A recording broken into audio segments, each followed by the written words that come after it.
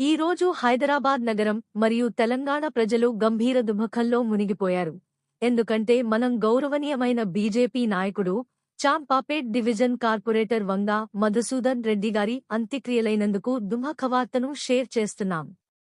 ఆయన ఆకస్మికంగా మన మధ్య నుండి వెళ్లిపోవడం మద్దతుదారులు, సహచరులు మరియు పౌరులను ఆశ్చర్యపరచి వారి గుండెల్లో లోతైన దుఃఖం, నమ్మకానికి లోటు కలిగించింది. ప్రజల శ్రేయస్సు కోసం తన జీవితాన్ని అంకితం చేసిన, సమాజంలో ప్రజల సంక్షేమానికి నిరంతరం కృషి చేసిన, ధైర్యం, దయ మరియు కట్టుబాటుతో అనేక మందిని ప్రేరేపించిన నాయకుడు ఇప్పుడు మన మధ్య లేరు.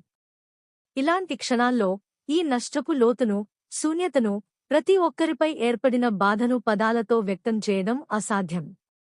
వీధులు, కార్యాలయాలు, ఇళ్లలో ఆయన దయ, నాయకత్వం, ప్రజల పట్ల ఆయన అచంచల నిబద్ధత యొక్క జ్ఞాపకాలు ప్రతిధ్వనిస్తాయి. కుటుంబ సభ్యులు, స్నేహితులు మరియు సహచరులు ఈ అనుకోని వదిలివేతకు మ్రోగుతూ, ప్రజలు ఆయన సమాజానికి చేసిన అపార సేవలను గుర్తు చేసుకుంటున్నారు. మనం కలిసి దుఃఖిస్తున్నప్పుడు ఆయన కుటుంబానికి మన ఆలోచనలు, ప్రార్థనలు అంకితం చేస్తూ, ఈ అసాధ్యమైన సమయంలో బలం, ఆరాధన మరియు సానుభూతి కలగాలని కోరుకుంటున్నాం. వంగా మధుసూదన్ రెడ్డి గారి